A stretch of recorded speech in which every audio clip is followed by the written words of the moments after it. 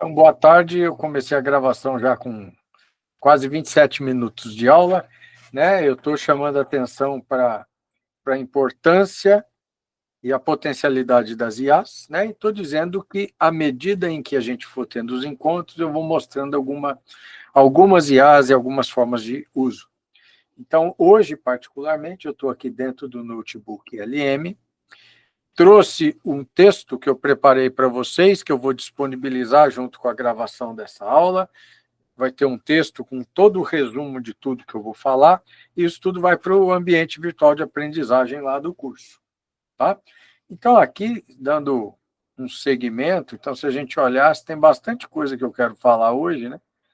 Tá aqui, vamos ver como é que a gente vai seguir. Então, vamos olhar ponto a ponto, né? Então, aqui a importância, então, nós vamos falar hoje da questão de preparo de amostras, né, para análise laboratorial. E aí, a relevância do preparo de amostras é que, do tipo de coleta, né, que a gente vai fazer, o critério da amostragem e depois o processamento dessa amostra, isso influenciará marcantemente a fidelidade que o material coletado tem para com o ambiente que está tentando ser representado, né? Então, se a gente pensar numa área de pastagem, né, num campo com forrageiro, a gente precisa ter um critério de coleta de material que efetivamente represente aquilo que, do nosso ponto de vista, seja a parcela do que o animal irá colher, né? Então, isso tem que ter uma representatividade. Para essa representatividade, a gente vai pontuar algumas questões aqui. Tá? Então, o objetivo da aula está em trabalhar essa questão, como está no nosso cronograma, do campo ao laboratório, da coleta das amostras, do que é importante, o que a gente pode fazer a nível de campo, né? E por que desse procedimento ser importante a nível do laboratório, né? Ele é importante em última instância, para manter as qualidades, não alterar os valores nutricionais ou os componentes nutricionais que a gente tem nessas amostras in natura, lá no campo, né? E isso influencia a precisão do laboratório, né? E aí, nesse item especificidades de Moçambique, eu vou estar sempre perguntando para vocês algumas características, algumas observações, experiências de campo que vocês, porventura, tenham, né? E aí, deixa eu achar aqui onde eu coloquei o Canva.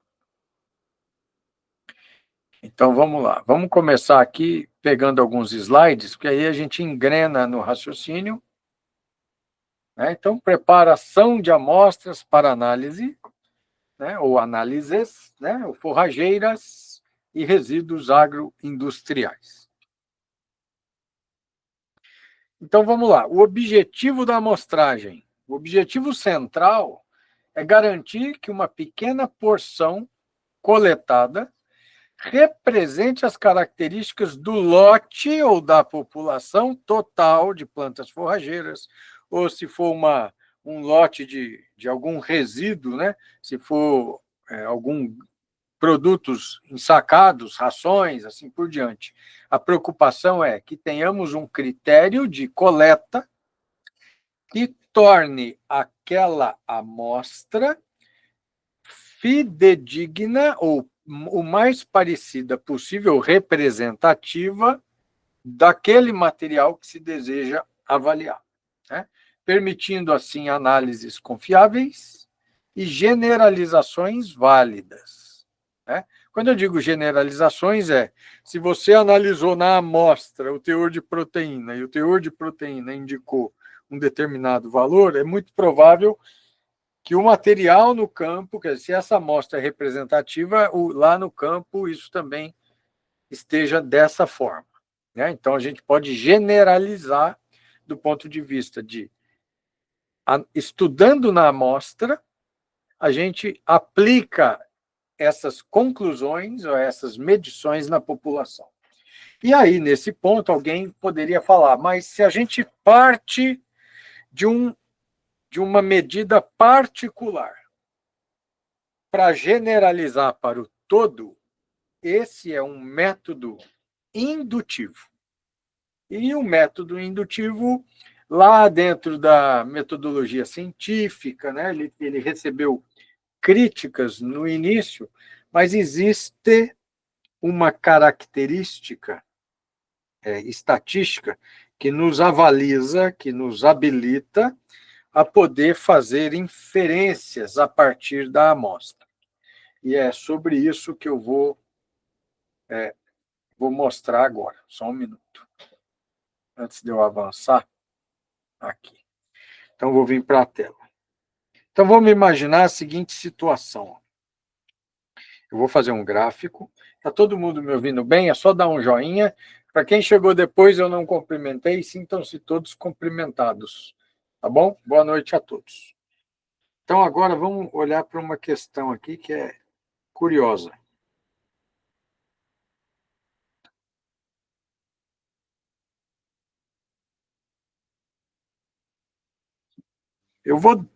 Vou fazer um eixo cartesiano aqui para a gente poder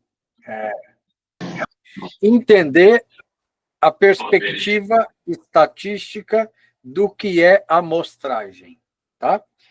Então, toda, todo, toda a biologia, ou quase todos os parâmetros biológicos, né, com exceção de algumas características, que eu vou citar já já, que são determinadas, condicionadas geneticamente por vários pares de genes, ou seja, você tem vários pares no DNA, de genes no DNA, que determinam a característica. Quando isso acontece, a gente tem uma distribuição normal desta característica na população. Se falar que eu fiz isso à mão livre, ninguém vai acreditar, né? Porque olha só, saiu direitinho. Então, agora, como é que a gente interpreta uma distribuição normal? Aqui no centro, a gente tem a média, representada pelo x e uma barra, e esta média, ela equivale aqui no eixo y ao percentual de indivíduos na população. Então, a média, ela está na maior, ela reúne a maior parte de indivíduos de uma população. E à medida em que a gente afasta da média para menos ou para mais, aqui é negativo e aqui é positivo, a gente começa a diminuir a quantidade de indivíduos na população. Então, por exemplo, se você faz uma medida de ganho de peso de bovinos, você vai ter uma média, em torno dessa média estarão a maior proporção de indivíduos da população, e à medida em que você desloca esse valor para cima da média, a quantidade de indivíduos na população que manifestaram esta medida X aqui, ela diminui, e para menos também. Então, o que é o melhoramento genético? Quando a gente fala em melhoramento genético, o que a gente quer é reconhecer esse pedacinho da curva aqui. Quem são os indivíduos, vamos colocar aqui 5% superiores na distribuição, e aí esses indivíduos são levados a reproduzirem entre si, ou se tornarão os reprodutores de um novo ciclo, de uma nova geração, e essa nova geração, ela terá agora a sua distribuição normal, aonde essa nova média é aquele X mais um valor qualquer. Vamos colocar X mais N, ou X, sei lá, podia colocar X mais. Mas vou chamar de incremento. Então, x mais um incremento seria essa média. Então, aí a gente pode ir sucessivamente fazendo seleção genética nos superiores de cada geração, e com isso, no tempo, a gente desloca esta média que originalmente estava aqui, a gente desloca essa média para novos patamares. Isso é o que a gente chama de melhoramento genético. Você pode fazer isso com plantas, né, com forrageiras, com grãos, com animais, né? E por que eu estou dizendo isso? Porque quando a gente tem essa distribuição de dados na população, quando a gente faz uma amostragem, vamos imaginar o seguinte, que estes dados do gráfico que tem as linhas em vermelho sejam obtidos de um conjunto. Aliás, eu vou fazer o conjunto em vermelho para combinar com as cores do gráfico. Então, aqui a gente tem indivíduos, vamos colocar assim.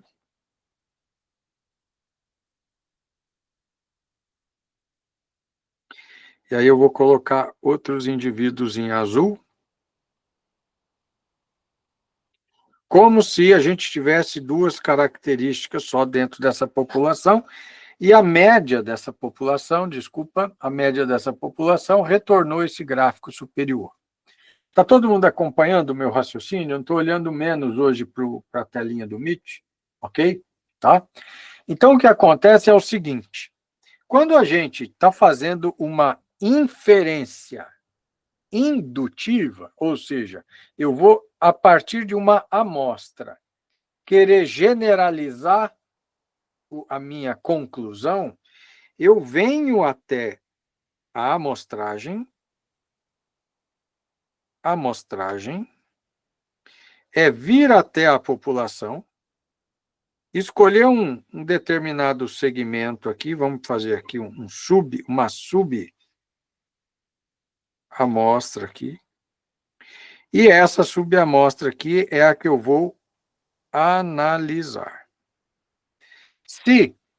Se esta amostra que foi coletada, ela mantém as características da população original, ela vai determinar uma curva, uma distribuição aproximadamente normal, muito parecida com a da sua população original, que é essa de cima aqui, certo? Então, se a amostra, então, por exemplo, se aqui eu tenho 50% de bolinhas azuis e 50% de X branco, dentro da minha amostra, eu preciso manter essa mesma proporcionalidade. Porque se eu ouvir, ou se eu coletar mais de X do que de bolinha azul, ou mais de bolinha azul do que de X, a minha amostra não mantém as características da população original. E não mantendo essas características, a minha distribuição normal, ela é diferente da original.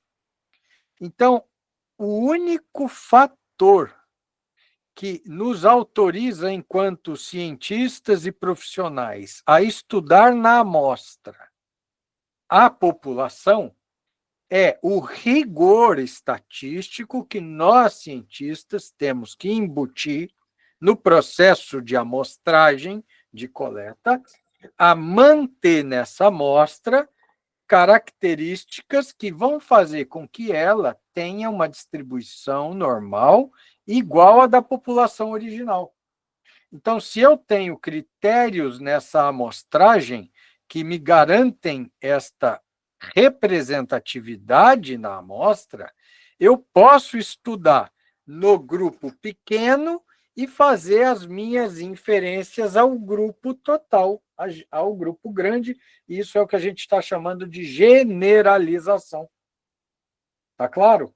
Então, assim, o ponto mais importante de todos eles, é o processo de coleta de amostra. São os critérios que a gente usa. Porque o rigor científico dentro do laboratório, a metodologia do laboratório, ela só vai quantificar um determinado componente nutricional. Mas esse componente nutricional identificado, ele representará a população original se a amostra for válida. Tá? Por isso que eu estou fazendo essa consideração.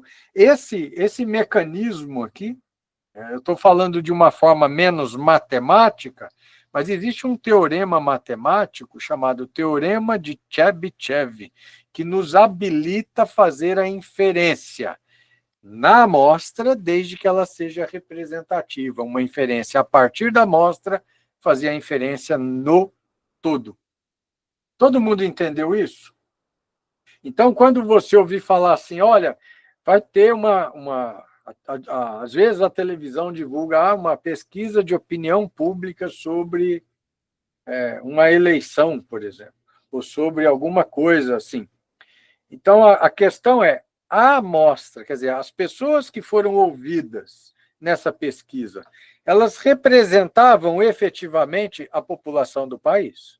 Quer dizer, o número de homens e mulheres, a proporção de faixa de renda, né? A proporção de pessoas ouvidas por região do país, quer dizer, onde tem mais gente tem que ouvir mais, onde tem menos gente tem que ouvir menos, né? A questão de extrato econômico da população, ele foi respeitado na amostra. Então, assim, a televisão ela divulga muito o rigor estatístico do processo, mas ninguém enfatiza o rigor do processo da amostragem.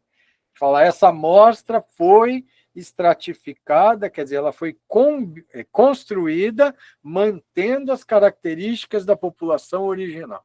Tá? Então, eu estou usando esse exemplo das pessoas, né, de um censo, de uma eleição, né, mas porque nós vamos trabalhar com animais e com alimentos, né? E quando a gente coleta, a gente precisa de homogeneidade e a gente precisa que essa amostra represente efetivamente o material coletado, ok?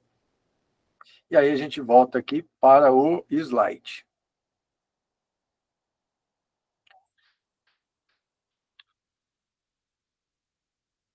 Então, a gente vem para os tipos de amostragem. Espera aí. Antes disso, eu já tinha passado para esse slide e não falei dele, né? O segundo. Então, a amostragem deve ser realizada de forma aleatória, ou seja, todos os indivíduos da população têm probabilidade de serem escolhidos, né? Para evitar o quê? Esses vieses são tendências, né? A tendência. Imagina que você vai coletar a amostra de uma pilha de sacaria de milho.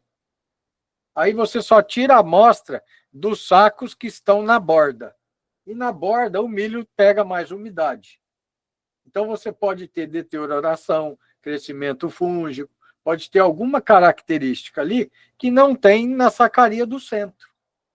Então, se eu estou pegando só na borda, eu estou gerando um desvio, uma tendência na minha amostra. Então, por que ela tem que ser aleatória? Ela tem que considerar todo o material para ser amostrado, para evitar esses erros de vieses, que é como se fala na estatística. Tá? O tamanho da amostra deve ser adequado, quer dizer, existe um tamanho mínimo, já eu vou fazer um outro desenho gráfico de um exercício que eu fiz em aula uma vez e vocês vão entender por que existe uma quantidade mínima de coleta, né? Adequado à variabilidade do material e ao nível de precisão desejado. Então, olha só, do ponto de vista estatístico, a coleta ela é aleatória, quer dizer, ela tira amostras de todas as áreas, de todos os pedaços, de todas as partes, né? E ela leva em consideração a variabilidade do material, né, e a precisão que se deseja para definir quanto de material ou qual é o tamanho da amostra. Tá? Isso nós vamos ver aqui já num desenho. Então, vou falar primeiro dos tipos de amostragem, depois eu vou explicar essa questão da quantidade. E aí eu vou dar um exemplo de quantidade de amostra e dando uma dica para vocês de como que eu faço. como que eu... como é que eu faço para coletar a amostra de capim-pasto? Né? Quer dizer, o que eu levo em consideração e qual que é o critério que eu uso? Então, vamos lá, tipos de amostragem. A gente tem uma amostra simples, que é cada unidade da população tem a mesma chance de ser selecionada, ou seja, se você tem lá 1.000 sacos de um determinado resíduo empilhado, você fala, pô, mas é difícil, eu vou tirar uma amostrinha de cada um dos 1.000? É muito material, não precisa fazer isso. Mas você, pelo menos, precisa tirar um pouco do que está exposto na borda e um pouco do que está interno. E a proporção, quer dizer, se eu amostrei 10 sacos na borda, eu tenho que amostrar 10 sacos no centro. Então, eu tenho que manter uma certa harmonia, né, na forma de compor a amostragem, ok? A outra coisa é uma amostra estratificada. O que é isso aí? A amostra estratificada é você representar na amostragem uma característica que a população tem. Né? Então, imagine o seguinte, que você vai estudar o ganho de peso em cabritos.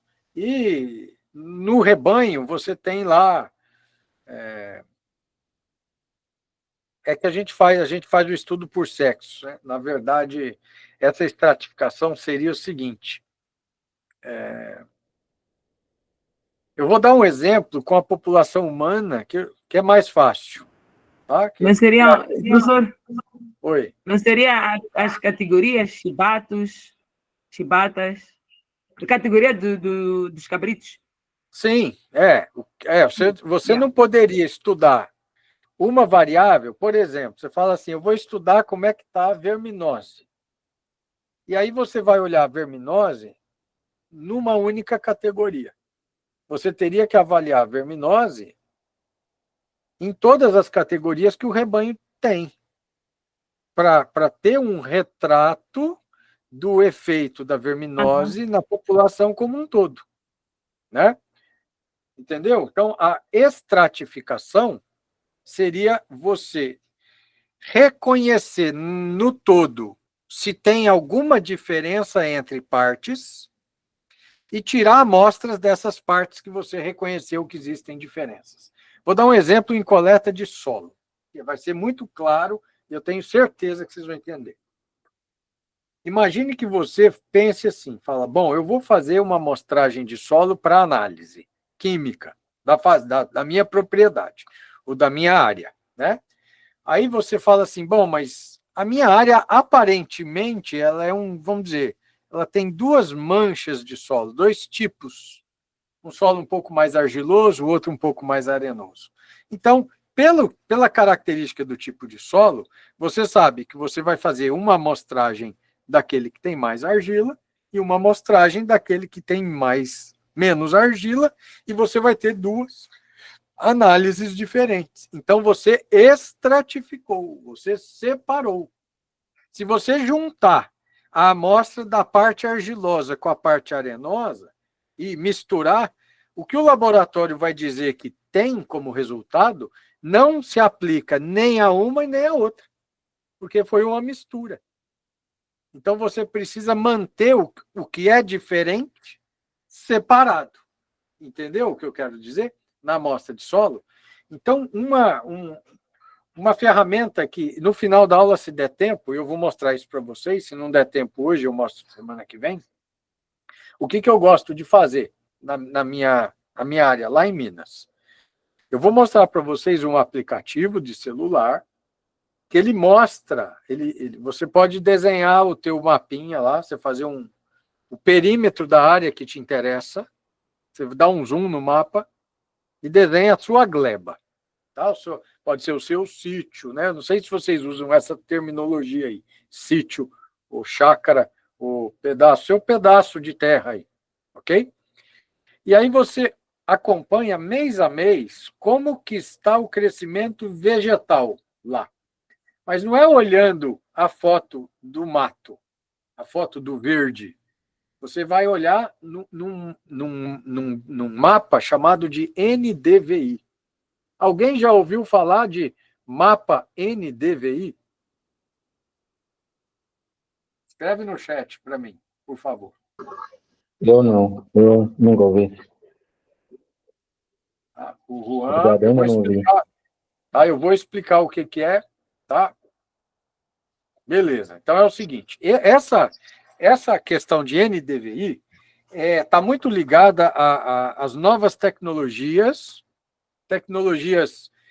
de automação, tecnologias via satélite, tecnologias de imageamento via satélite, pode ser por drones, né? Ou pode ser por satélites. Então, o NDVI é o seguinte, o satélite, quando ele tira uma foto, ele tira a fotografia dele nos comprimentos vermelho, verde e azul, que são os comprimentos de onda visíveis, mas ele também tem uma câmera especial que ele pega o infravermelho próximo e outros comprimentos de onda que a gente não enxerga, principalmente o infravermelho. Então, o NDVI, o que ele faz? Você capta a fotografia, quer dizer, os dados do infravermelho, e faz uma conta.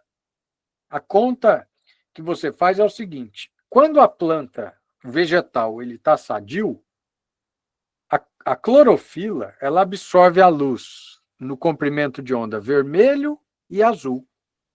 Né? Vocês vão lembrar lá da fotossíntese. Quando a planta está doente, quando ela está num solo compactado, quando ela está sendo atacada por inseto, quando acontece qualquer coisa de anormal com a planta, ela muda o padrão fotossintético, ela muda o padrão de reflexão de luz e ela aumenta a quantidade de vermelho e infravermelho refletidos. Então, esse mapa de NDVI, ele faz um cálculo para saber se a planta está fotossinteticamente, se tem mais verde, mais clorofila mais ativa, ou se ela está menos ativa. Então, através de um mapa de NDVI, você consegue olhar, se você olhar para uma lavoura de milho ou sorgo, você vai ver ela todinha verde. Mas quando você olha numa foto do NDVI, você pode ver ela toda numa coloração esverdeada, mas ela com uma área dela com uma mancha mais amarelada, mas essa área está dizendo, olha, aqui existe um problema. E esse problema pode ser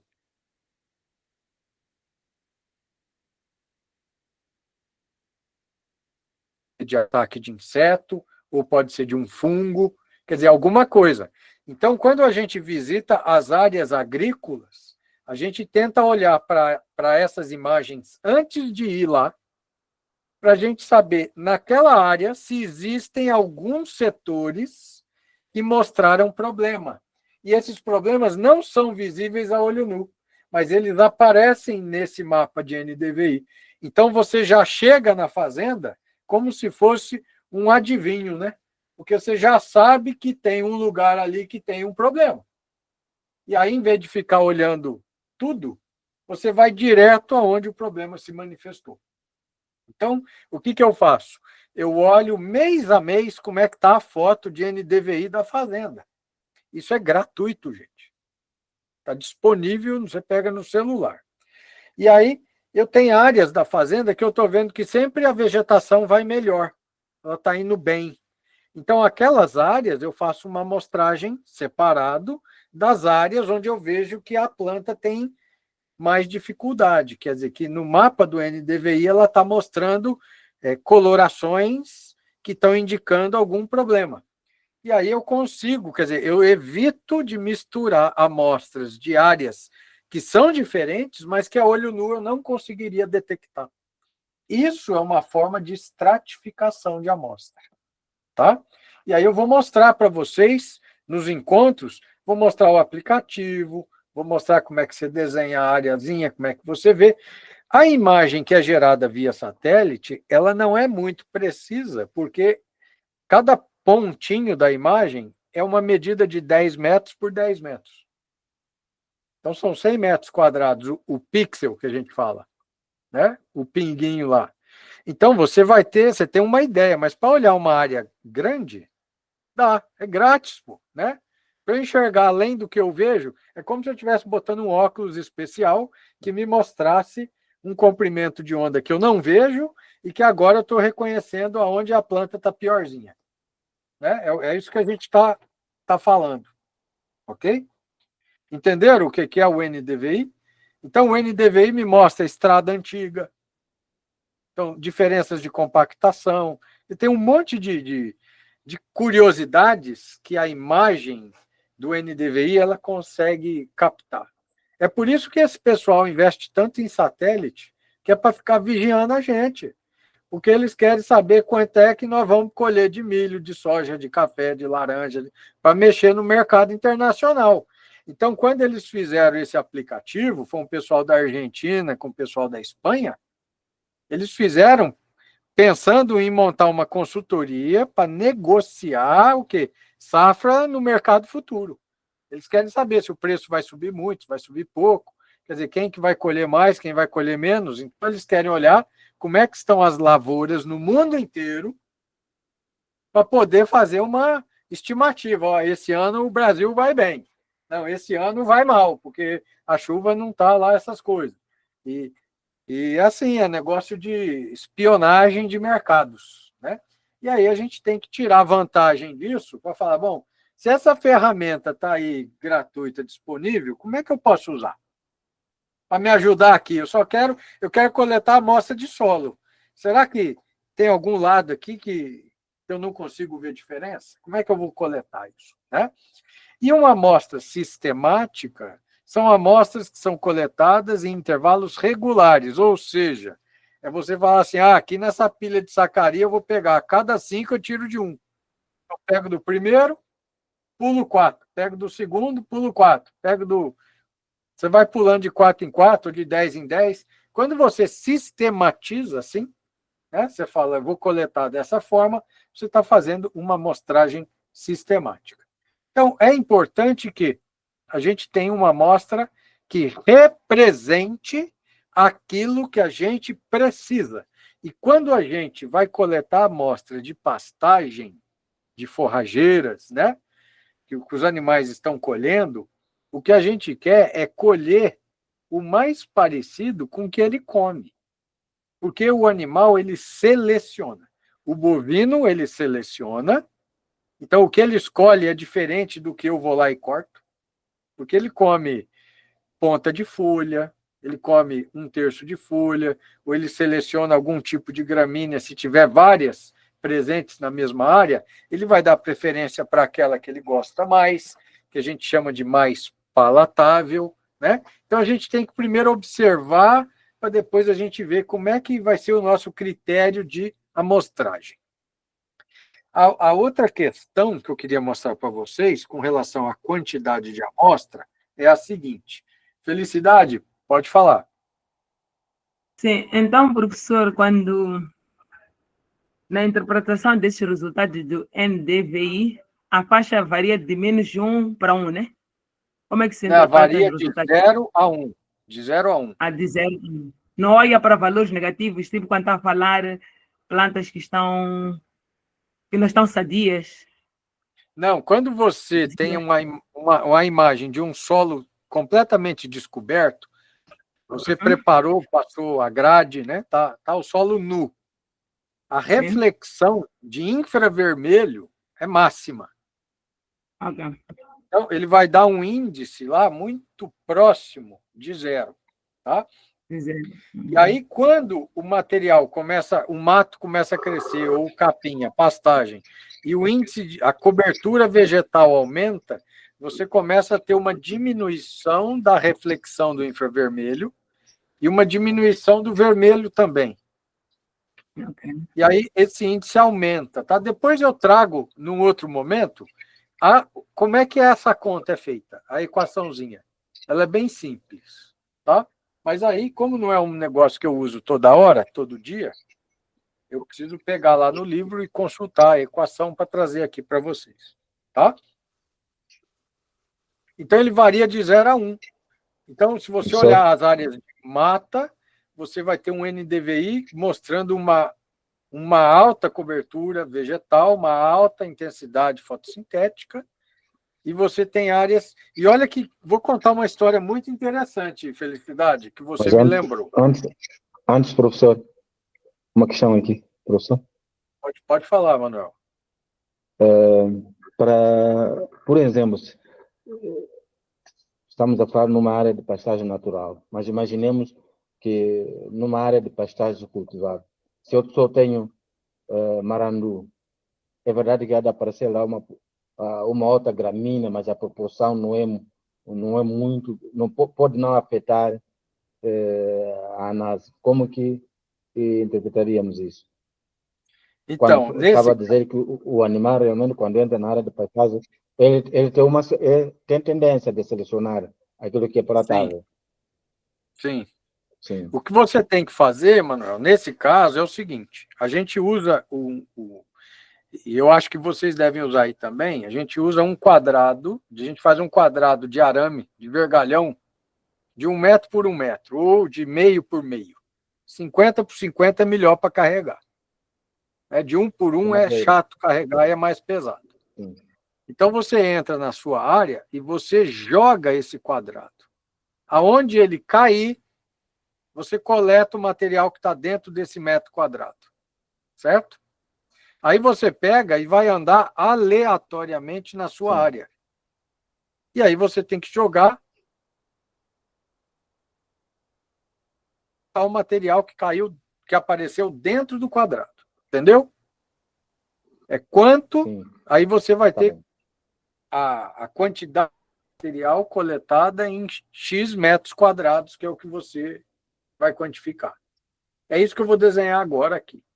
Alguém mais ia perguntar uma coisa, que eu vi um barulhinho. Professor? Ainda continuando, Oi, Antônio. ainda continuando, professor. Ainda continuando, Sim. professor. Eu lanço a quadrícula e corto a gramínea, peso. Mas lá tem uma espécie estranha. Removo ou Mas peso essa fica? espécie estranha, ela é pastejada ou não? Imaginemos que imaginemos que naquela quadrícula aparece Melinis miniflora, por exemplo. Ou removo ou preparo toda essa subamostra para a análise. Se ela for pastejada,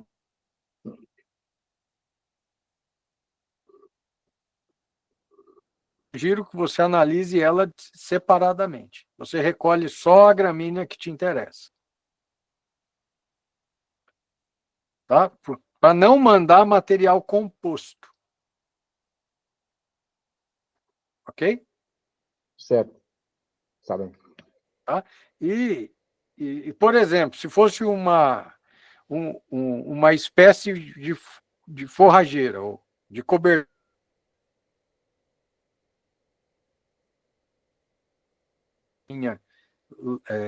roxa, nessa época está cheio. E ela vai bem em solo ácido compactado. Então, lugar que cresce pouca gramínea, ela aparece. Então, imagine que eu tivesse uma área assim, que tem algumas moitas eu tenho capim ali, mas tem essa planta. E essa planta não é consumida. Né? Então, se eu fosse analisar, eu teria que analisar a planta que é consumida e deixar ela de lado. Mas o que vai acontecer nesse caso é que a minha oferta de capim por hectare ou por metro quadrado é muito pequena, né? Entendeu? Porque você tem uma espécie forrageira, uma planta que está ocupando área e ela não é uma planta de interesse, vamos dizer, como alimento para os seus animais. Tá? Então, se você lançou a quadrícula e dentro da quadrícula tem uma espécie vegetal que não compõe o teu interesse, não é a pastagem, você não leva ela na amostra. Você está mostrando a braquiária, você está mostrando o capim forrageiro que está ali. Ok?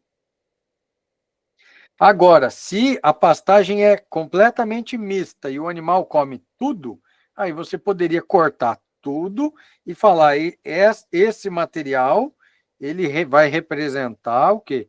A composição botânica que é variada e que tem essa característica. Antônia, pode falar. Sim, professor, boa noite mais uma vez. Boa noite. Sim, estava aqui a explicar ao professor o método de quadrícula, que é um método clássico, mas tem teorias que falam de método de medição de alturas para coletar amostra de pastagem. Então, gostaria que o professor explicasse um pouco mais sobre isso, porque que não usa a quadrícula para aleatorizar, para coletar a amostra, apenas faz a medição em os pontos mais altos e mais baixos e médios, e coleta-se no ponto médio da pastagem, Tá, da então altura da pastagem, sim. Vou te explicar num desenho, pode ser? Pode ser, professor. Espera aí, tenho que tirar a tela aqui. Então, vou fazer um desenho. Eu não sou artista, tá, de desenho.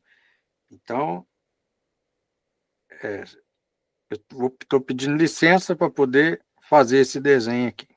Então, vamos imaginar a seguinte situação, ó.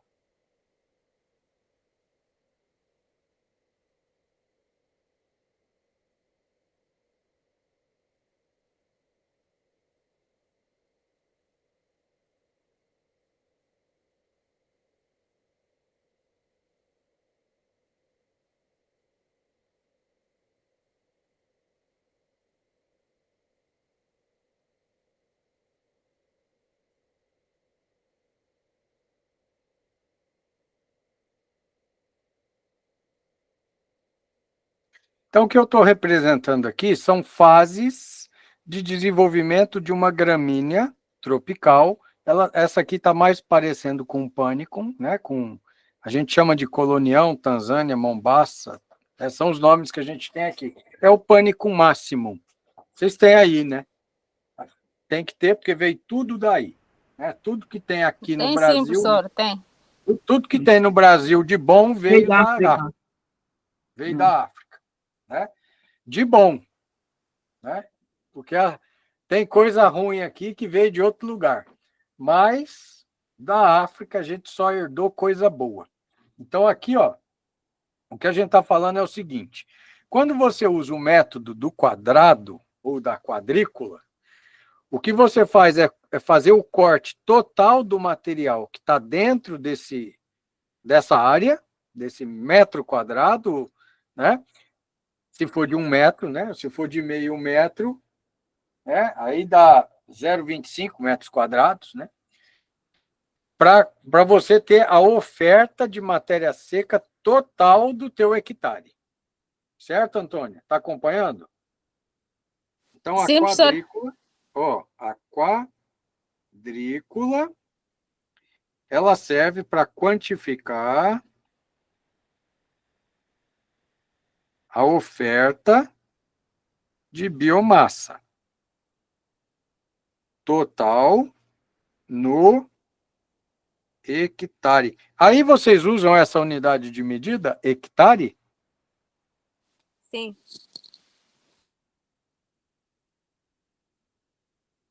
E é HA. É assim que vocês usam? Ok, né?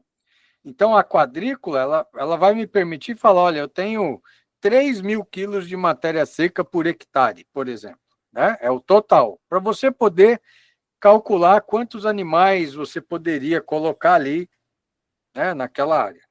Agora, a quadrícula, como ela coleta a amostra total, como ela coleta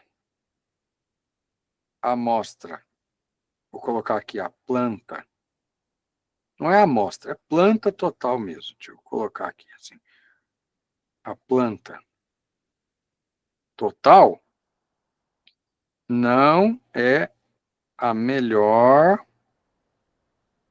alternativa para composição química. Por quê?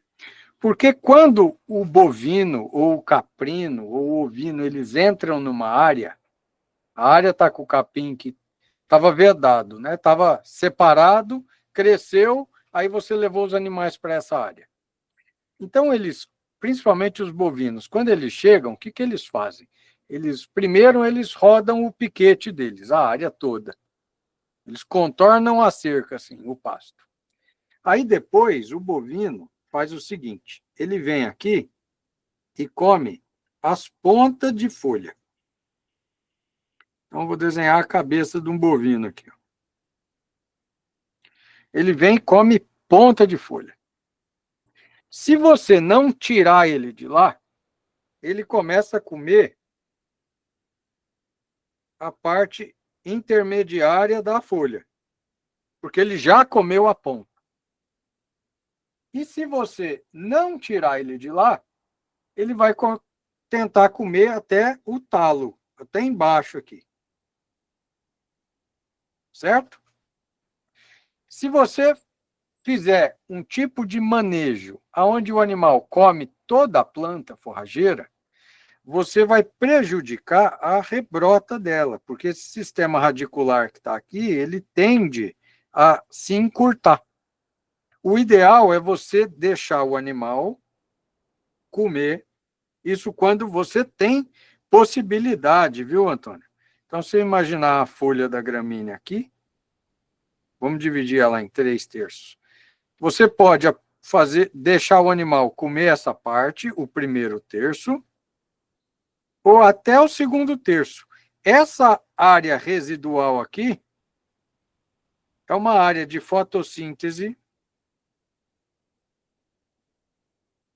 residual para rebrota.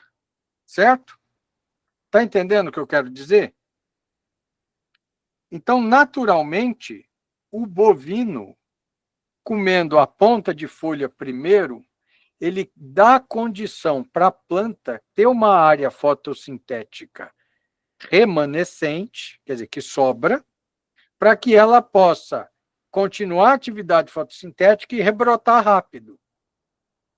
Então, eu costumo dizer aqui, quando eu dava palestra para produtor rural aqui no Brasil, que o bovino sabe mais do que a gente, porque quando ele colhe, ele deixa um pouco da planta para a planta brotar. E aí, quando a gente não sabe manejar o animal, a gente quer que ele colha a planta todinha, que não fique nada. Então, eu vou prejudicar essa planta. E, com o tempo, eu vou ter uma planta mais frágil. Então, o que eu deveria amostrar, Antônia?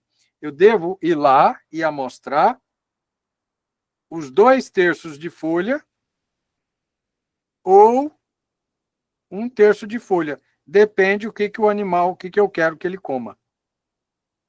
Se ele estiver comendo 2/3 de folha ou a metade da toceira, você vai amostrar ela na metade, para análise química de laboratório. Né? Se ele estiver comendo só ponta e você quer saber como está, você vem e amostra ponta. Então, aqui eu estou chamando de ponta de folha, e aqui vamos dizer que seja os 2/3 da folha, 2/3 da folha, certo? Você entendeu, Antônia? Então, o método da quadrícula, ele te permite acompanhar o estoque total de biomassa. Só que, normalmente, para efeito prático, do estoque total de biomassa, a gente só considera 50% disponível, tá? Pode perguntar, Antônia. Sim, professor. Então, nesse contexto, aí nós teríamos que amostrar para mandar para o laboratório não com a quadrícula, tinha que ser simular o bocado do animal, o que o animal consome, seria isso? Isso mesmo. Tá? E já eu vou falar de quantidade de amostra, tá? Mas por que eu fiz esse desenho? Porque eu quero dar uma ideia para vocês, muito interessante. E isso eu fazia na minha fazenda, né? Quando eu estava lá. Então, imagina você chegar aqui, aí você vem com a trena e mede essa altura. Vamos dizer que essa altura aqui seja 30 centímetros. Aí depois você vem com a trena, mede essa altura da toceira, vamos dizer que seja 60 centímetros. A próxima, ela está com 90 centímetros e essa próxima aqui, vamos dizer que ela esteja com 1,10 m. Estou dando um exemplo, tá? Aí você vem, viu, Antônio? Você vem aqui e coleta os 2/3 de folha, a parte superior, o que o animal colhe, e faz análise. Faz a mesma coisa aqui, faz a mesma coisa aqui. Então, aqui você vai pegar essa parte aqui, e aqui você vai pegar essa parte aqui com semente, né? Porque o gado come a semente. E aí você vai ter uma tabela assim, ó. Vou escrever mesmo. Altura. Então, 0,30, 0,60, 0,90. Estou dando um exemplo, tá? 1,10. E aí você vai ter, por exemplo, a matéria seca. Você vai ter, por exemplo, a proteína bruta. Você vai ter o FDN. E se você conseguir montar uma tabelinha assim, depois você consegue fazer uma equação para tentar prever qual a composição do capim que o animal colhe em função da altura. Esse é um trabalho prático, fantástico. Então, se você desenvolve esse tipo de medida, então vamos imaginar que você esteja aqui, ó.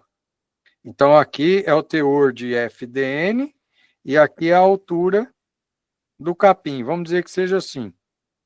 Então, você vai fazer uma equação aqui, que vai ser FDN, vai ser igual a mais B vezes a altura. Aí você usa a altura para estimar o FDN. Então, se você desenvolve uma pesquisa e consegue medir isso daqui, montar essa tabela, depois você vai conseguir prever a composição nutricional do material colhido em função da variável altura. Mas isso aqui vai estar ajustado a uma determinada condição de fertilidade de solo, de altitude, de regime pluviométrico, assim por diante. Entendeu? Oi, pode falar, Ju.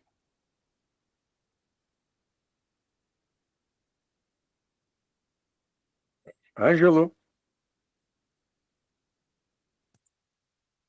Ah, sim, professor. Agora já vai, né? Pronto, estava com o micro Sim, aqui fechado. sim. Estava eu a dizer que, de facto, foi um trabalho, é um trabalho interessante de campo, este. Foi uma das coisas que fiz na minha dissertação de mestrado. Para além das formulações de rações, também fiz a modelação de crescimento de pasto e a sua composição. E para isso até ajustei modelos, a partir dos... peguei uns 4 modelos, era modelo linear, de Ratowski, de Weibull e de Gompers.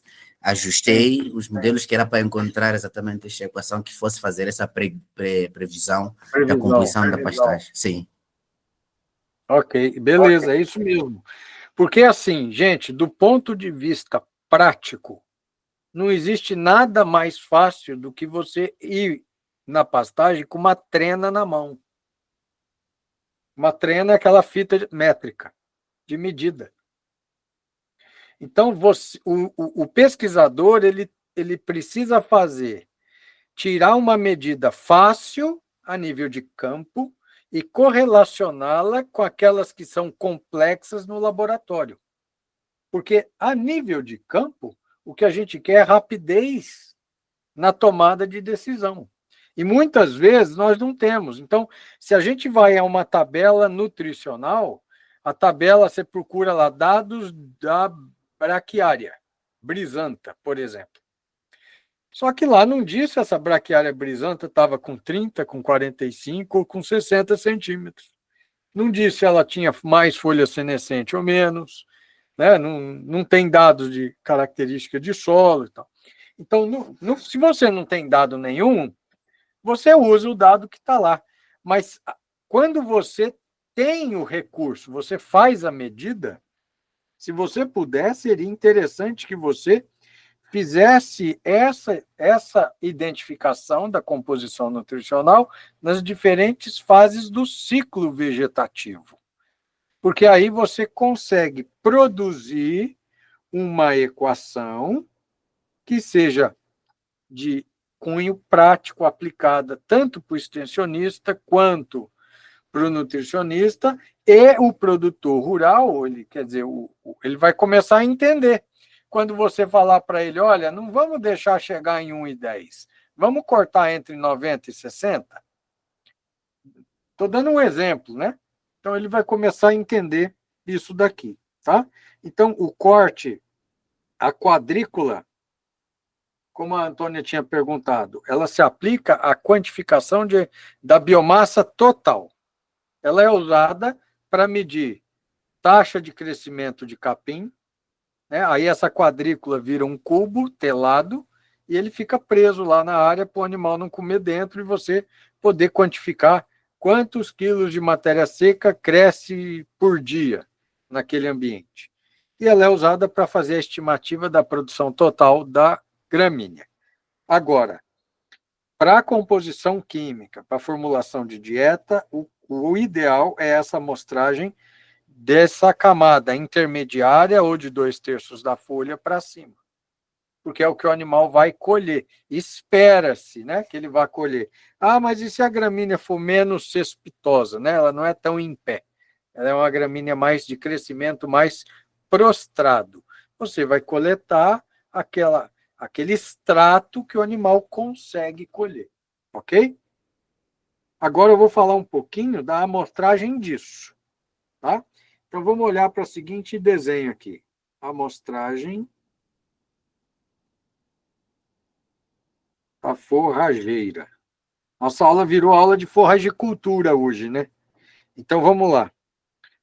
Amostragem da forrageira. Eu fiz uma vez um exercício na aula, uma aula prática, né, com o pessoal, com os alunos, e eu queria fazer o seguinte. Imagine que esta área aqui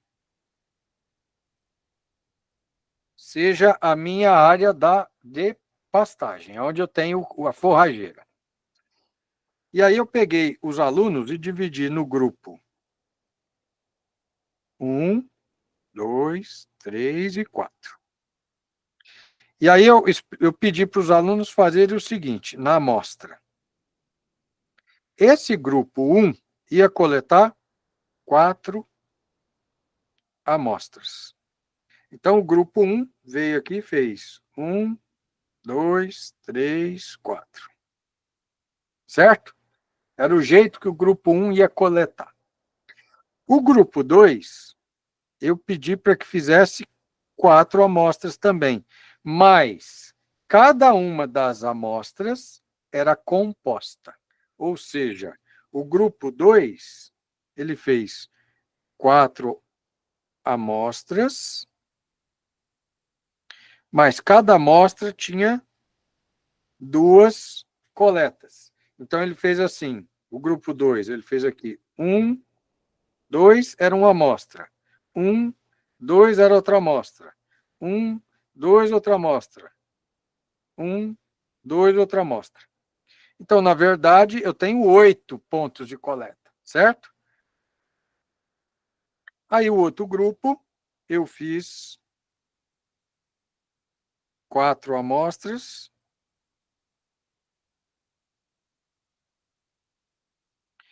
só que cada um ia ter 3. 4 vezes 3 são 12. Deixa eu mudar a cor aqui desse aqui.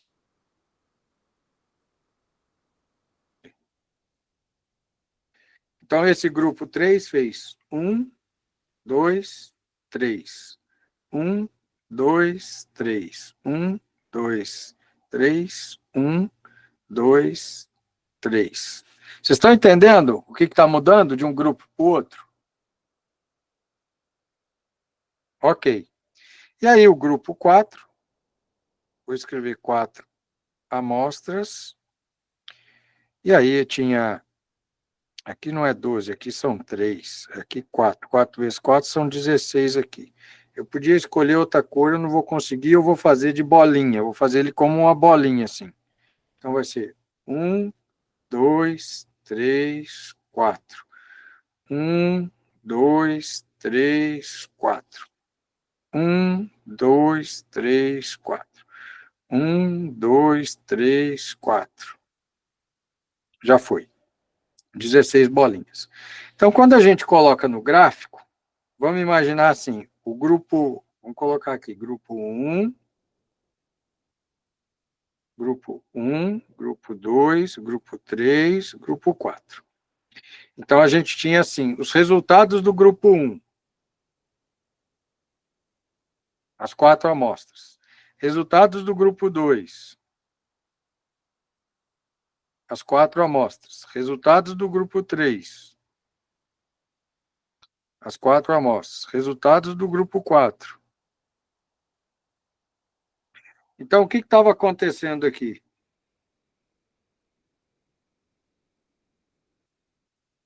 À medida em que eu aumento a quantidade de subamostras coletadas, fica mais representativo, e cada uma dessas 4 análises que eu fiz, das 4 amostragens compostas, elas deram resultados mais iguais. Então, ou seja, a partir daqui, então, se eu fizesse 5, 6 e 7 subamostras, eu ia estar sempre dentro de um intervalo e isso não ia mudar. Então, quer dizer que se eu trabalhasse com menos amostras do que 4, com 16 coletas, eu ia aumentar a variabilidade à medida em que eu diminuo a quantidade de subamostras. Agora, se a pastagem que eu estava coletando ela for muito homogênea, muito igual, quer dizer, ela está recém-plantada, ela está padrão, e isso que aconteceu com 4 poderia acontecer com 2. Agora, se ela é uma pastagem que tem área do capim mais alto, área de capim mais baixo, tem muito espaço de solo descoberto, isso pode acontecer mais aqui na frente em 6. É exatamente isso que eu quero dizer aqui no slide como... Aonde que eu estava aqui? Nesse... variabilidade do material. Então, se a variabilidade do material é grande, eu preciso aumentar a quantidade de amostras. E aqui eu estou mostrando... Então, assim, eu não vou mandar 16 amostras para o laboratório, porque custa vamos dizer, R$150 a análise. Vamos transformar isso em dólar. 150 dividido por 5,8. Então, vai dar $26. Quanto está o dólar por dinheiro de vocês? Então, 63. Para isso, 64 unidades. 64. Então, vai dar 1.664. Qual é o nome da moeda? Metigal. MT, Metigal. Metigal? Metigal. Sim. Sim. Abreviatura MT. Depois escreve para mim o nome, por favor, que eu fico até com vergonha de não saber, tá? Mas aí escreve para mim. Então, veja só, se você for mandar 16 amostras, Metical, tá? É muito material, fica muito caro. Então, você pode diminuir a quantidade de amostras que vão para o laboratório.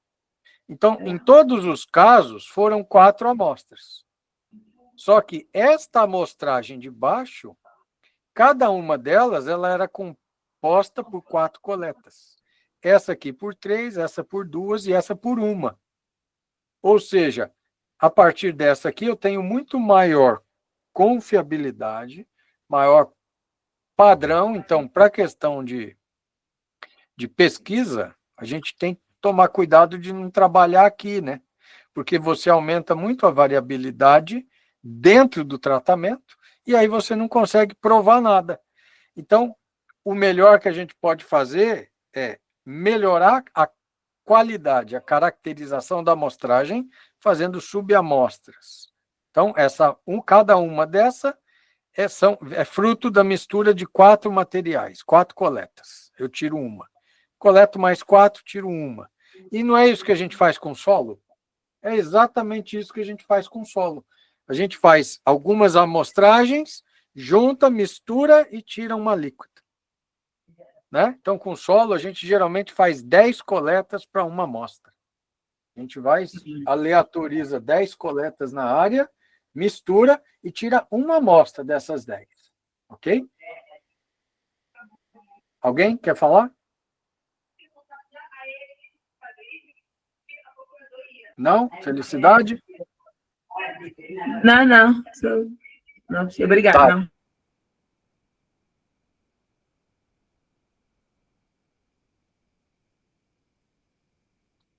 Estou clicando no lugar errado aqui. Apresentar. Então, vamos lá. Então, nós falamos dos tipos de amostragem, né? Agora, vamos falar um pouquinho da secagem. Por que eu estou trazendo esse assunto hoje, na terceira aula? Porque eu tenho certeza que todo mundo que trabalha com produção animal tem que coletar amostra forrageira para enviar para o laboratório, né? Então, eu quero contar um pouco de como a gente faz aqui, o que a gente considera. Primeiro, a gente pode fazer a secagem à sombra? Pode.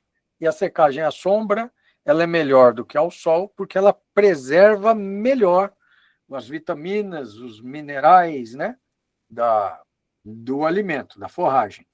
Então, um método para evitar a degradação térmica dos nutrientes sensíveis, como proteínas e vitaminas.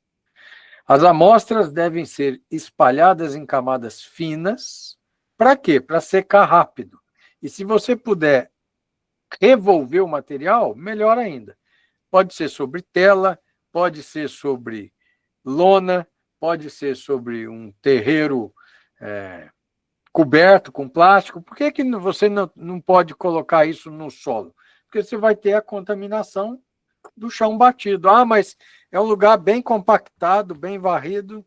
Mesmo assim, tem. A questão mineral é influenciada. Mas se não é o mineral o teu foco, você até poderia trabalhar, né? Se você quer ver proteína e fibra, tudo bem. Mas normalmente a gente recomenda que você cubra o solo da onde você vai abrir esse material. Aqui no Brasil, em Minas Gerais, a gente tem uma região lá no sul de Minas que é produtora de café. E lá, quase toda fazenda tem uma área cimentada, que a gente chama de terreiro, que é onde os agricultores colhem o café e colocam o café para secar. Então, na época, no final da seca, vamos dizer assim, quando o café, antes de colher o café é colhido lá em junho, né? A gente usa esses terreiros que estão vazios para secar capim, para secar napier, por exemplo. Então, eu triturava o napier, já coletando esse napier, espalhava o napier no terreiro, em 2 dias ele estava sequinho, e já estava triturado. Aí eu ensacava, né? O Ângelo diz que é eira. Eira é o terreiro? É isso, Ângelo? Sim, professor, o tal sítio preparado para a secagem disso. Isso. Então, o que você está chamando de eira é o que a gente está falando de terreiro, né? Que é o local onde a gente põe para secar. Então, eu usava muito secar capim napier novo, capim de 60, 70 dias de crescimento, para fornecer para cordeiros desmamados, né? Essa fase que vai do desmame até cordeiros até 21 quilos, cabritos até 20, 21 quilos, e os bovinos até 210, 220 quilos, é um período da vida desses animais que a dieta volumosa, muito hidratada, ela atrasa demais o desenvolvimento, porque a capacidade volumétrica ruminal é pequena e o animal é desmamado, quer dizer, ele vem de um ritmo de ganho de peso, de desenvolvimento, e de repente ele tem só fibra no ambiente fermentativo, a quantidade de material que ele consegue colocar ali dentro para processar é insuficiente para o tamanho da demanda, e a gente atrasa o desenvolvimento dos animais nessa fase. Isso nós vamos ver mais na frente, quando a gente estiver trabalhando com os modelos, tá? Então, a secagem à sombra dá para fazer, fica bom. Ah, eu estou fazendo pesquisa num lugar distante, eu não tenho recurso, tem nada lá. Seca a sombra, leva jornal, abre jornal, bota pedra e espalha. Seca esse material, embala, saquinho, tira o ar, dá nó, uma boa identificação para poder mandar para laboratório, né? Eu vou depois compartilhar com vocês um endereço de um laboratório referência que eu sempre uso aqui no Brasil e que, na medida do possível, a gente pode fazer algumas análises de materiais daí, né? A gente manda só um pouquinho, manda lá 200 gramas pelo correio e a gente consegue, tá? E aí vem secagem em laboratório. Nesse ponto aqui, gente, vou pedir licença e desculpa para vocês, colegas de profissão, mas a gente precisa passar por esses pontos, tá? São chamados de pontos de nivelamento e, às vezes, uma ou outra informação serve para alguém. Para laboratório, a gente faz 2 secagens.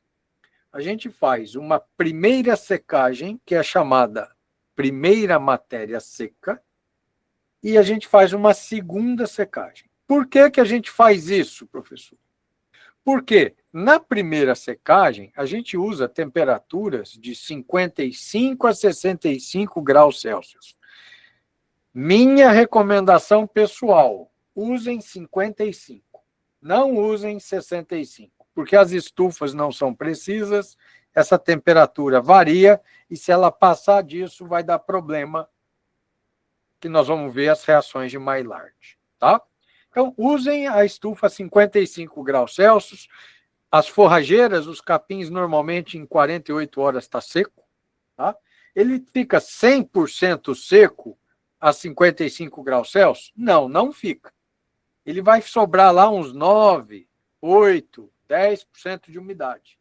Mas ele já fica quebradiço, dá para quebrar ele na mão e dá para passar ele no moinho para ele ficar bem pozinho, para a gente poder fazer a análise no laboratório.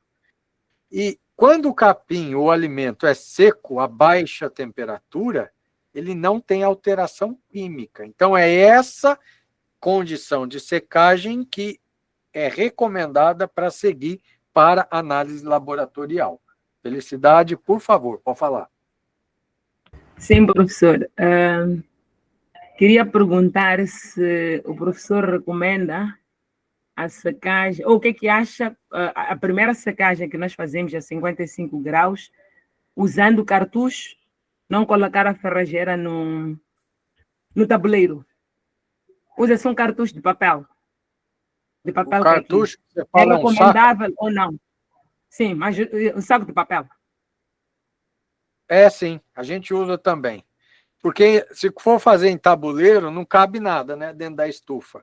Aí a gente ia ficar muito tempo para conseguir trabalhar com esse material. Então, o que a gente faz pega saco de papel, tipo saco de pão, papel de pão, de panificadora. Aí bota o capim dentro e fura com a caneta Bic, né? Fura de caneta e bota lá. Pode fazer que dá tranquilo. Sanista, mas eu falar. Não posso colocar muitas amostras, não posso entupir a estufa. Não, porque você tem que permitir que haja circulação de ar. Circulação do ar, sim. Isso. Tem que haver circulação do ar. Mas aí vai caber mais do que se fosse no tabuleiro. Sim. Né? Mas pode usar, a gente faz assim. Sanista. Sim, professor, boa noite.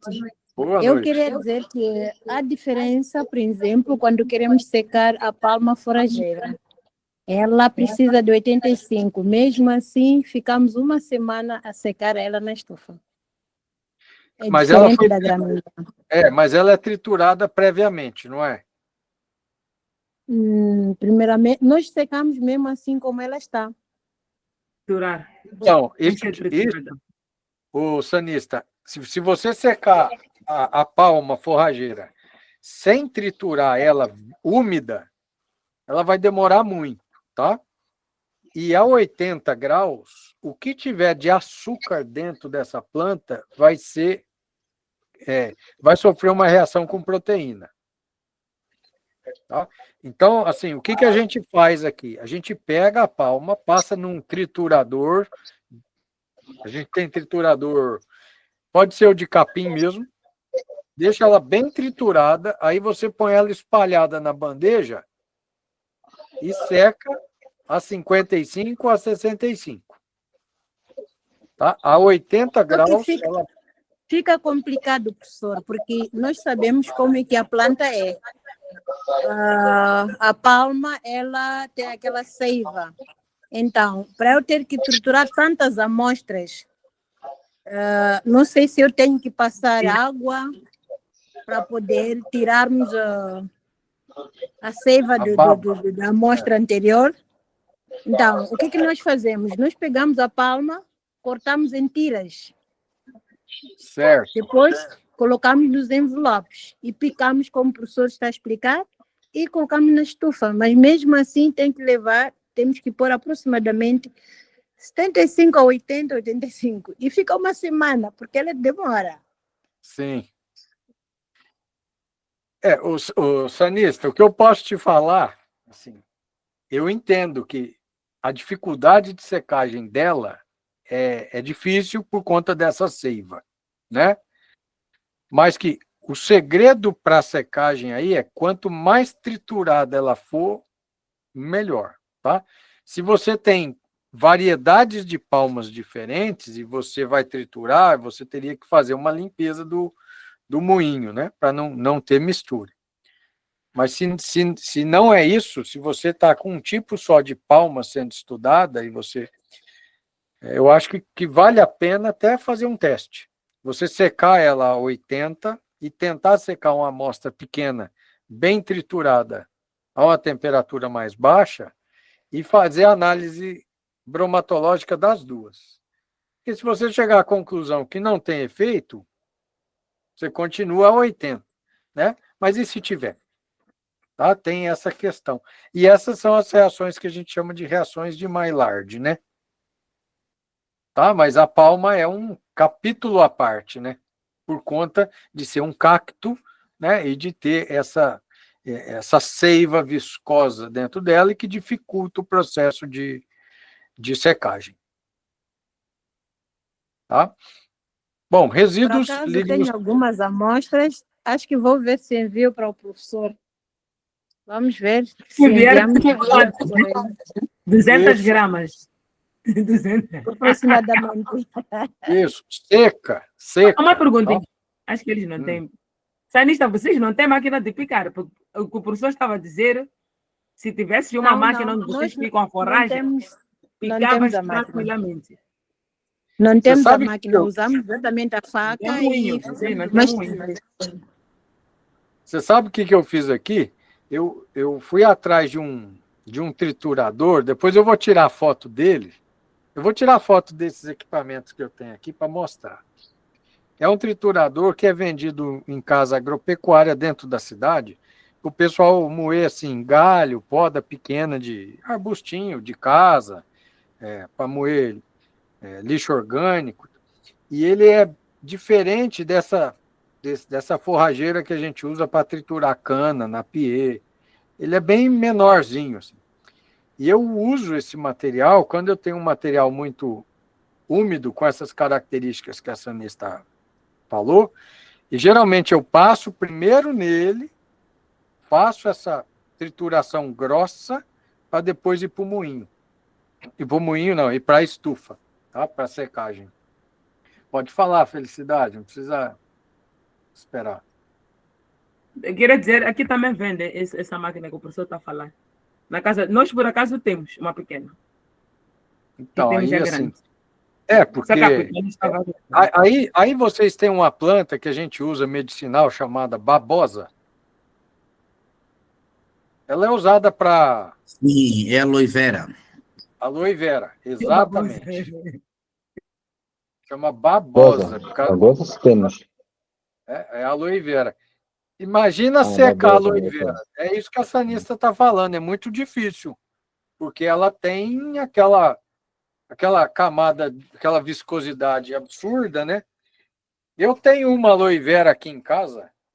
Eu acho que eu vou pegar uma folhinha dela, Sanista, e vou tentar fazer o que eu estou te falando. Para não ficar assim, ele falou e não deu. Né? Eu vou ver se vai dar, tá? bem, professor. Mas aí, se tiver amostra, seria interessante a gente comparar. Né? Eu acho que essas coisas, assim, às vezes a gente não acha na literatura. E, de repente, é isso que você está precisando, né? Quero saber se efetivamente eu estou tendo alterações marcantes aqui. Isso dá um projetinho interessante. Então, aqui eu coloquei, ó, que as temperaturas de 70 graus aqui, ó, elas já começam a gerar o Maillard, né? Isso aqui é engraçado, porque na culinária, o Maillard é o que a gente quer. É o que deixa a comida saborosa, cheirosa, atrativa e boa, né? Mas se a gente fizer Maillard na comida dos animais, a gente está perdendo nutriente, né? Então, vamos lá. Reações de Maillard, o que são, então? As reações é uma reação enzimática entre aminoácidos com açúcares redutores. Né? Isso acontece Professor, acima de 70 graus. professor, Oi. professor, Pode falar, Manuel. quando estávamos a falar da secagem, o professor disse que, sim, o professor disse que podias fazer 2 secagens, naquele intervalo de 55 a 65. A outra, não sei se chegou a explicar a segunda secagem. Seria a mesma amostra ou era isso, só para vai ser no próximo slide. Você tem razão. Eu deveria ter mostrado o próximo slide antes, viu, Manuel? Tá bom. Tá, vou falar, tá? Tá bem. Tá bem. Só acabando esse Maillard aqui, a gente vai terminar essa parte da matéria seca aí. Tá? Então, temperaturas acima de 70, elas levam a esse tipo de reação química, né? Então, qual que é o impacto na análise? Diminui a digestibilidade da proteína. Então, se a proteína é aquecida a essa temperatura e ela sofre essas reações, a sua digestibilidade diminui.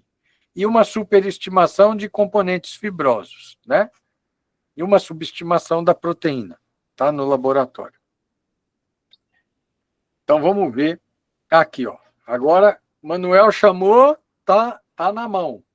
Manuel, seguinte, a primeira determinação é que você coletou a forrageira, você vai secar a 55 graus por 48 horas.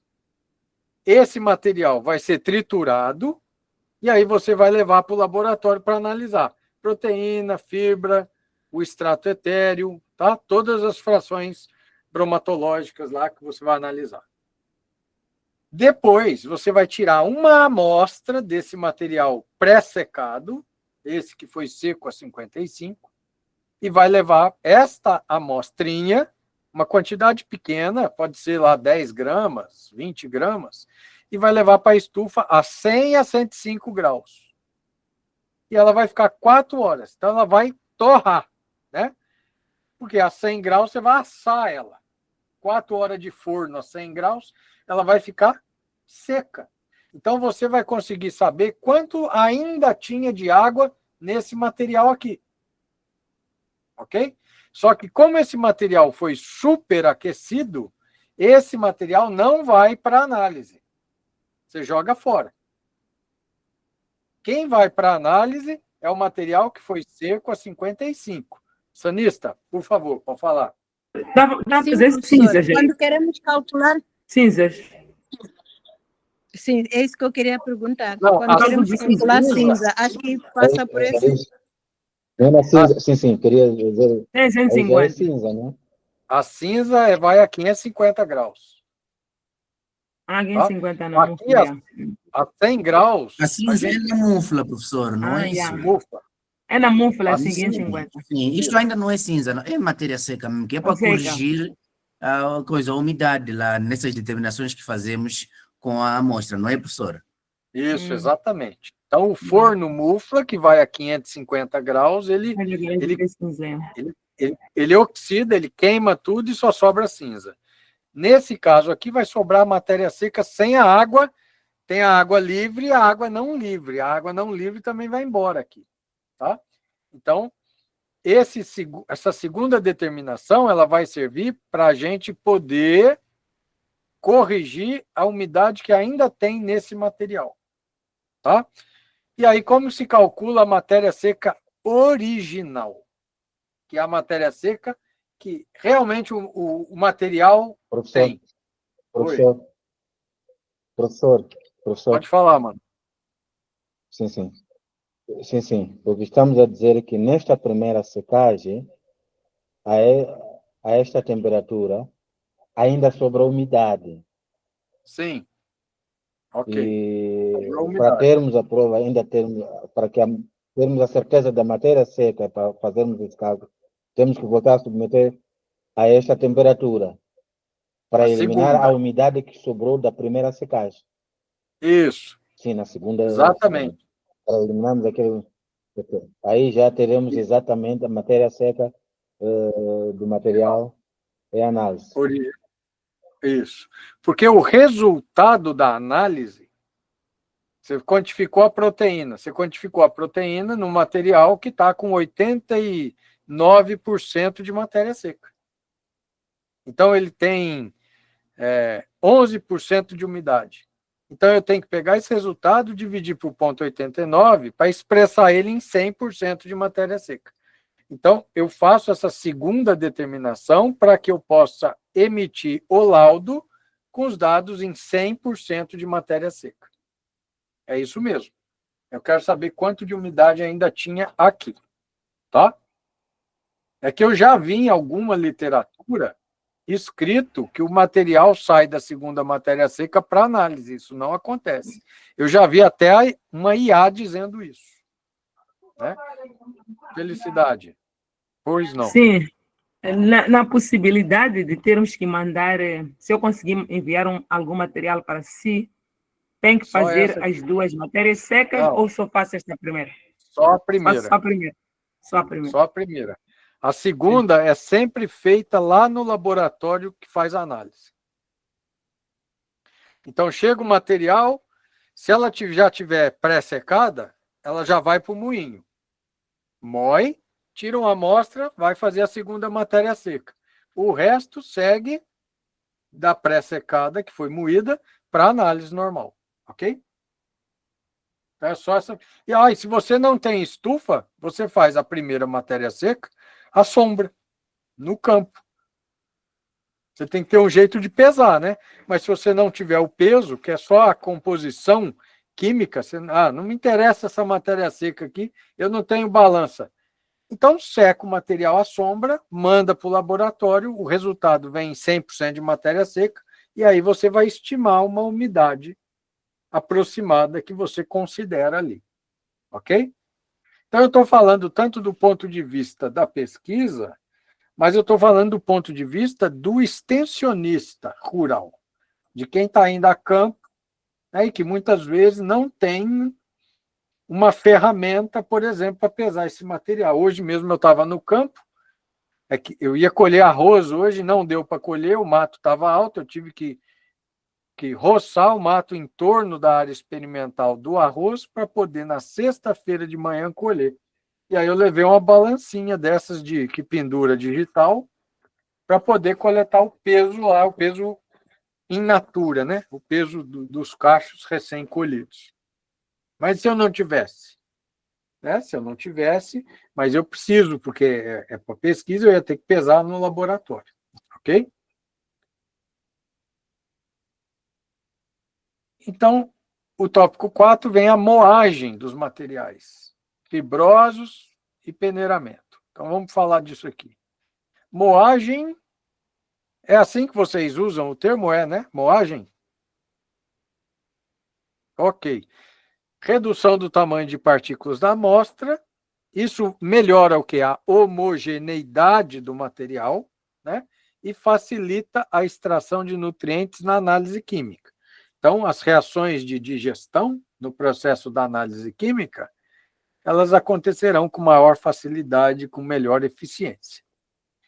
A gramatura das peneiras, ou a gente também usa aqui no Brasil a palavra granulometria, seria a mesma coisa, seria o tamanho dos poros, né, da peneira, né, utilizada para moagem, afeta o tamanho das partículas. A gente usa peneiras de 1 milímetro, às vezes de 0,5 milímetro. Com 1 milímetro, já fica muito fino o material, tá?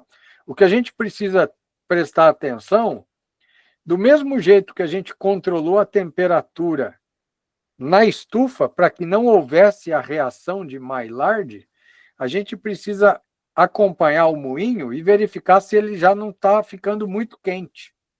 Porque o processo de moagem esquenta o moinho e o moinho pode atingir temperaturas elevadas e a reação de Maillard acontecer durante a moagem. Tá? Então, quando eu comprei o moinho que a gente usa aqui no laboratório, eu encontrei um que tem até um botãozinho de aceleração, que eu posso, em função da dureza do material, trabalhar com rotações diferentes. Porque tem moinho que tem uma rotação fixa. Então, você tem que observar se ele não está superaquecendo a amostra. Tá? Vai essa questão. Geralmente, a recomendação de 0,5 milímetro na peneira é para análise em microscopia, espectrofotometria NIR, né? Mas, nesse caso aqui, a 1 milímetro e a 0,5, elas vão passar por um processo de extração de nutrientes, né? Antes, ou de determinação, antes de chegar lá. É que, no caso da espectroscopia NIR, o 0,5 milímetro vai deixar o material tão fino e tão homogêneo que a leitura do equipamento melhora. Tá? Porque o NIR, ele é um equipamento que vai ler a reflexão de infravermelho. Ele vai iluminar a amostra com a onda infravermelha e vai ler essa reflectância. Então, quanto mais fino, melhor, nesse caso aqui, do NIR. Tá? Só que é um equipamento muito caro. É meu sonho de consumo comprar esse NIR aqui no laboratório. Estou tentando, mas ainda não consegui viabilizar. Pode falar, Ângelo.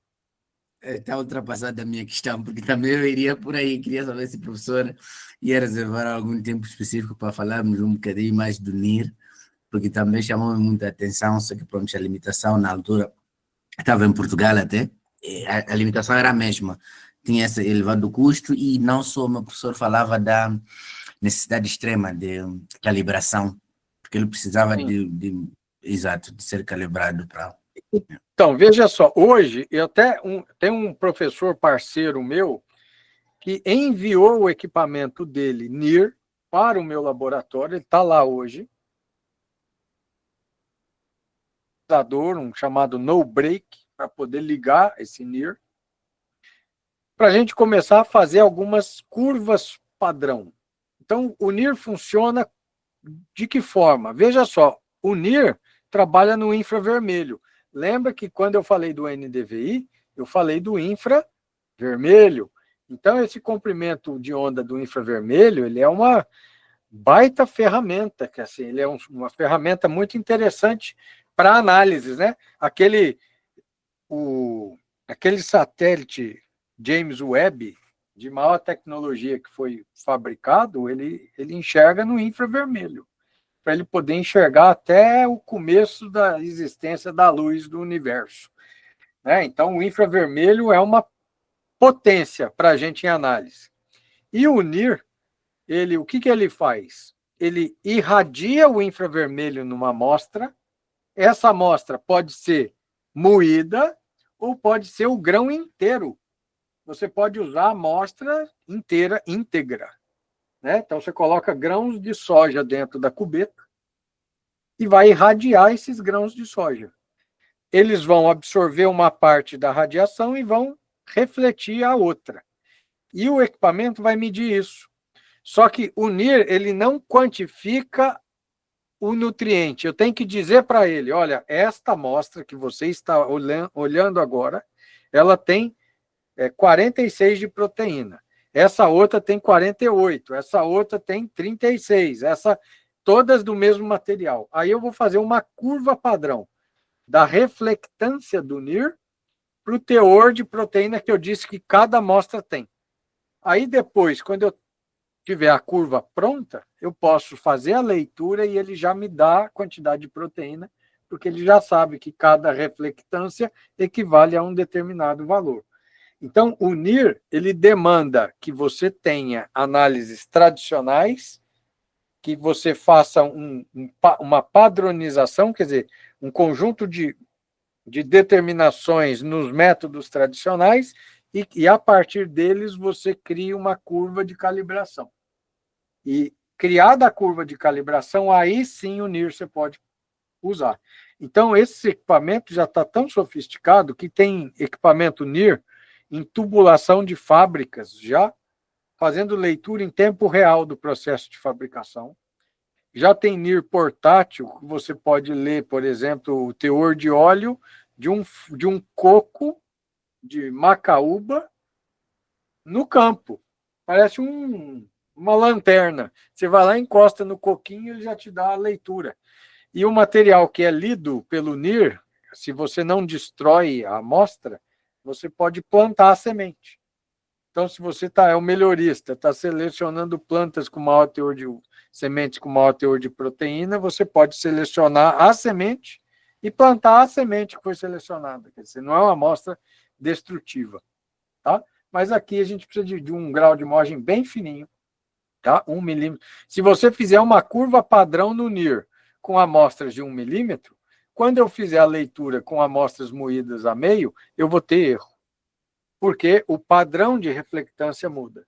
E o NIR é muito sensível também à umidade do material. Então, todo material antes da leitura tem que passar pela estufa e está bem sequinho. Mas a estufa 55, tá? Nunca a estufa a temperatura mais elevada. Ok? E aí, agora, eu vou dar um pulo, a gente falou disso aqui no encontro passado, dessas composições, depois a gente vai voltar lá. Eu quero falar um pouquinho disso aqui. Tá? Já sei que são 7, 8, 9 da noite aí. Vocês querem encerrar a aula e a gente falar disso semana que vem? Ou querem que eu toque mais uns 20 minutos? Eu sei que é ruim, amanhã o dia exige muito de vocês. Vocês têm família, às vezes tem criança em casa. É complicado. É, de facto, professora. É incrível que hoje estou bem disposto, que até agora consigo ir acompanhar. Confesso que nas primeiras 2 aulas passei mal, até já ia cochilando em frente do computador. Mas que bom, viu, Ângelo? Eu também... Fazer uns 10 minutos, professor. Oi? Estava a dizer que uns 10 minutos aí, professor, podemos? Beleza, podemos, 10 minutos. Felicidade, pois não? Acho que nas próximas aulas deveríamos ter um intervalo de 10 minutos, pelo menos para a pessoa esticar, beber uma água. Ok. Na Você próxima sabe que aula, acho que é melhor fazermos um intervalo de 10 minutos. essa é a maior crítica que eu recebo. Ir ao banheiro, beber uma água, um cafezinho. Essa é a maior crítica que eu recebo. Tá? Mas acho que podemos continuar sem mais 10 minutos, acho que não tem problema. Mas eu vou fazer o seguinte. Nesses 10 minutos, eu vou fazer assim, cenas dos próximos capítulos. Igual novela. Né? Tem alguma novela que passa aí ou não?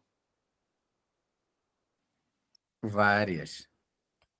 Tem novela brasileira aí? Já perdemos. Tá? Então, vamos lá. Cena dos próximos capítulos. No próximo encontro, eu vou falar bastante de fisiologia ruminal, né? Para a gente entender questões como enchimento ruminal, taxa de passagem, taxa de digestão ruminal, quais são os fatores que influenciam estes parâmetros, taxa de passagem, taxa de degradação ruminal. Por quê? Porque estes pontos são pontos centrais que são muito utilizados e debatidos nos modelos nutricionais, como o Cornell, como o NRC, os dois são norte-americanos, como o AFRC, como o INRA, tá, francês. Então, eles vão debater muito isso. E a gente precisa sempre estar com um pezinho na teoria e o outro pezinho o olhar mais do campo, né? Quem é um cidadão rural, cidadão do campo aí em Moçambique, como é que vocês chamam? Fala que ele é o quê? Quem vive e mora no campo. É rural? É o quê? Eu rural. Eu Rural. rural. O camponês. Sim. É o camponês. Então, No aqui campo, também, camponês. né? O camponês.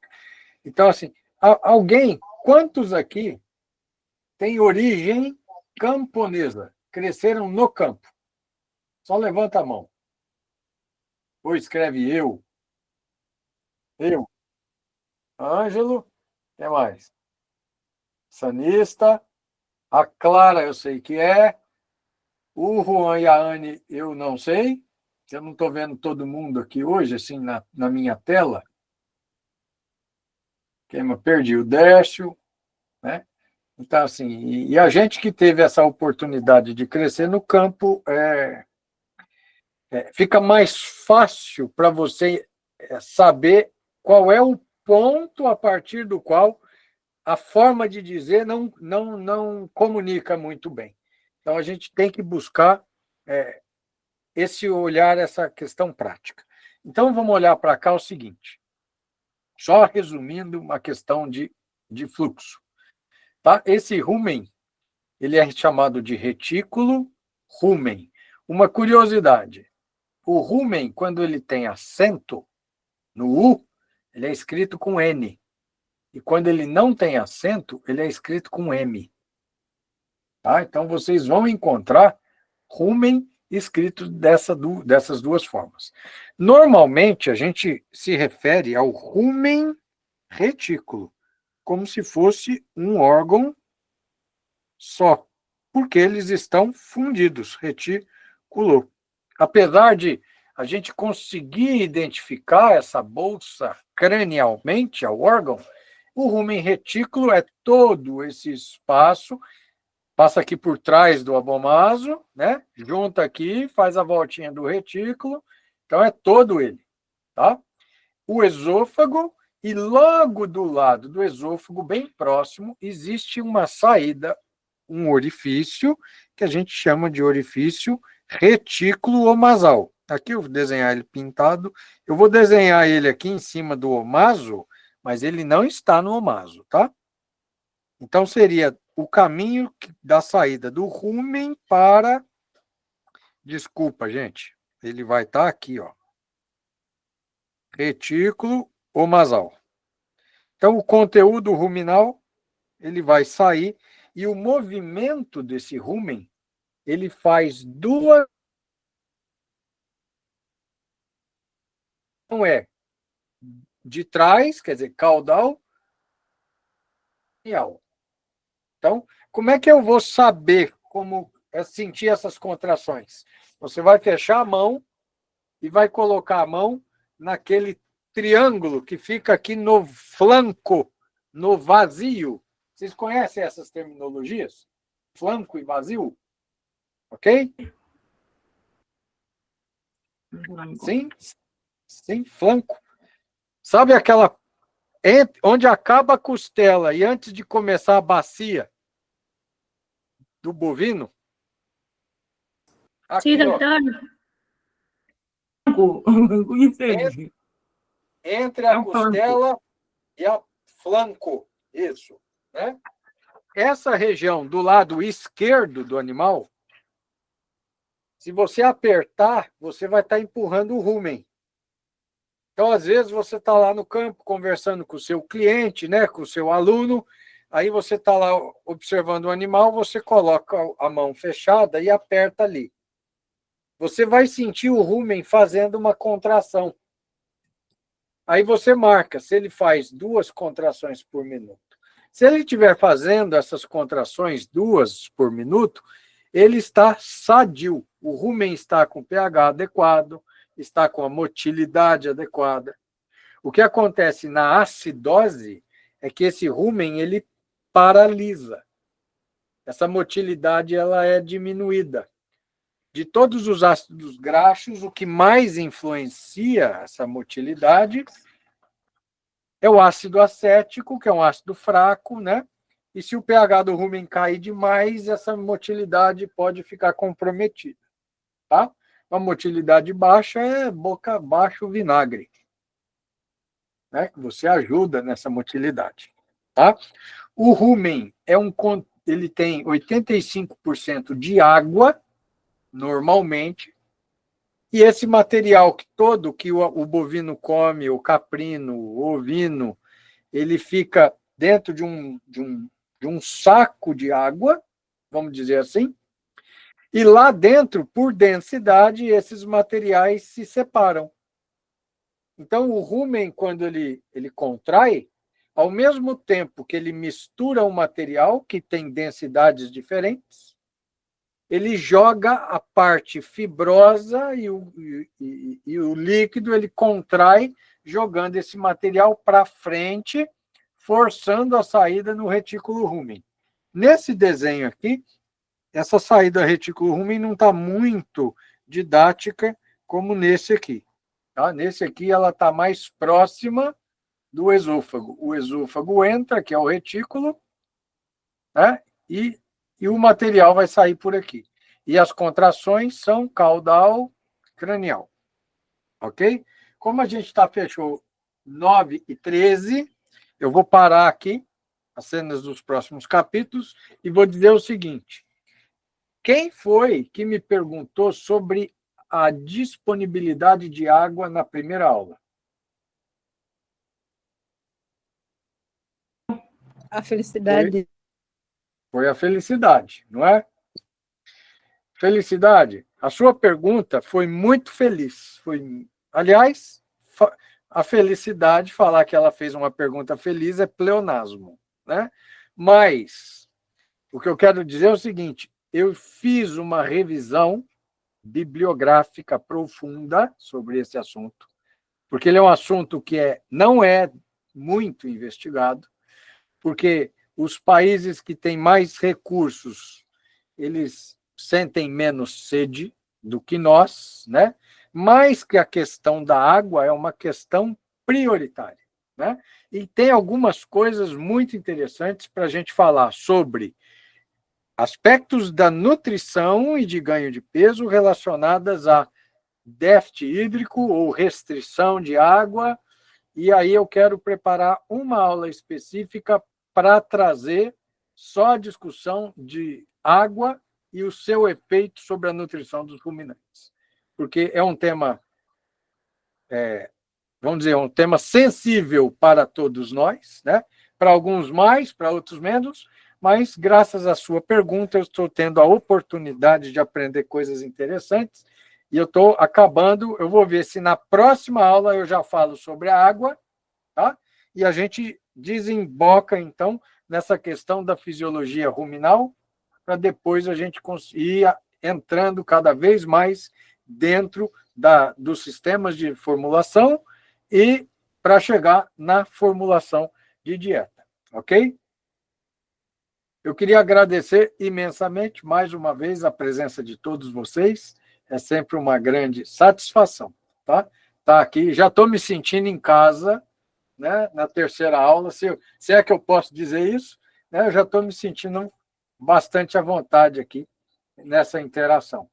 Tá? Grande abraço, agradeçam a família de vocês pelo tempo que eu estou ocupando nas noites de quarta-feira. Tá? Obrigada. Obrigada, professor. Nós é Boa que noite, agradecemos. Professor, Boa noite. até a próxima aula. Boa noite. Até a próxima para a gravação. Doutora Felicidade aí, muita saudade. Saudações também à sua esposa, que tem te dado tempo. Oh, obrigado. Vou falar para ela. Abraço.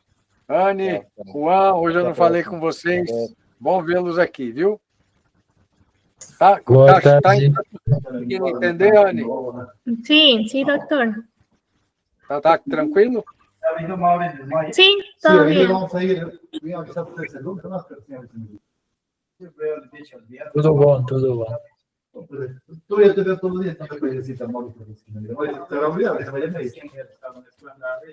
Ya,